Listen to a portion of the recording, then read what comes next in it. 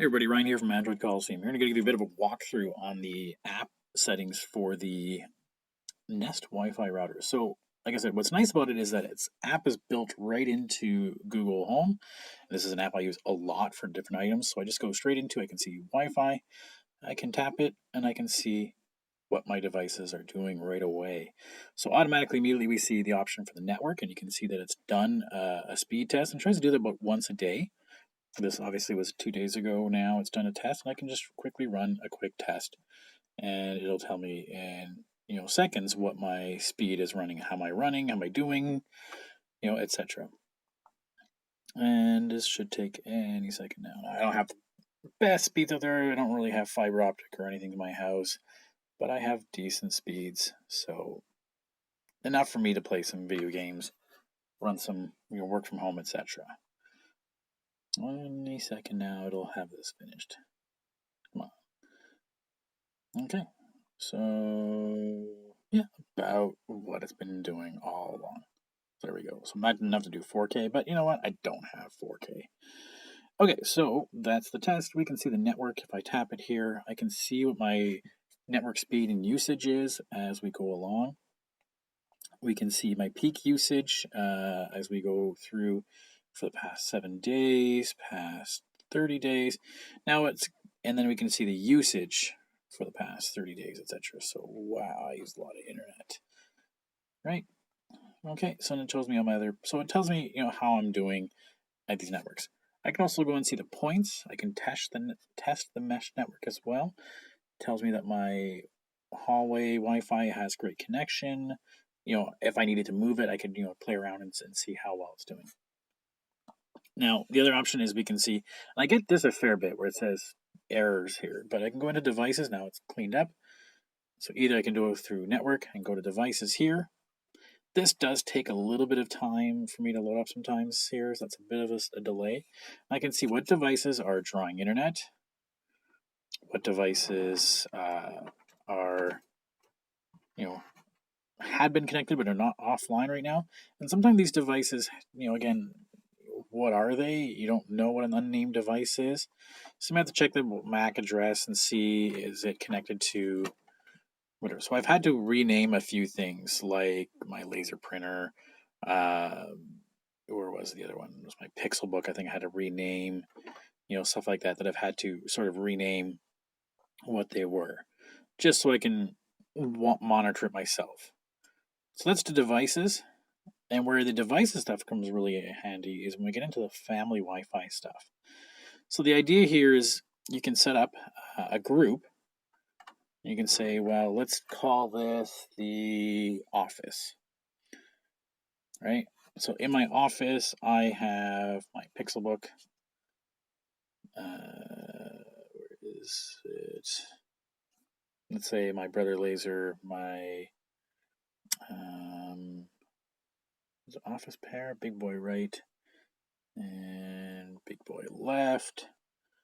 What else do I have in the office? So I can call this the office stuff. I can say restrict access if I wanted. Just talk about that. And I can adjust scheduled pauses. Now, if I didn't do that, I could set up a schedule right away and call it stop working. Right? And I could say it's going to apply to my office stuff, and weekdays start. So when does it start? Applying that, that pause. So it'll start its pause at 4:30 p.m. and it'll end its pause by, let's just say, 8 a.m. the next day, and we'll do it on weekdays, right? So that way, automatically, I'm not worried about that. So you can play around with those. You can choose the custom days, and it'll do that. So I'm just going to delete this just because I don't need to. That. Don't need that group. Slowly but surely it'll go away. Okay. Oops. So sometimes it takes a couple seconds for it to sort of refresh. So, but you can see how I have Dean's stuff. I've picked 3 devices for his to be pausing. I put up a schedule so at 9 p.m. to 9 a.m. he doesn't get to have his internet. And then what's kind of nice is that if I needed to, I could just say, you know what, tonight we need to be doing something, so let's skip it entirely tonight. So we're not going to, cut his internet off tonight. Or I can say, you know what, let's get him until 9:30. It's really great if, let's say, we're playing a game and he wants internet and it's like 10:30 at night, and it's like, okay, well, let's just delay, or we can say end schedule. So it allows you to have quick access to change or adjust that versus turn it all on, turn it all off, etc. I love that delay feature. We can also set up a guest network here. So guest network, as we know that you can call it Friends of Ryan, and we can give it a password, and we can say, well, what devices, if somebody connects to it, what devices should they be able to see? Should we let them cast to the TV? We can play around with that. I don't ever use guest Wi-Fi just because it's not something I need to worry about for me. I just give people my password because I trust them. But we can also play around with the network here. We can play around with a new feature I like here is the new device connection, right? So if something new connects to my internet, let me know.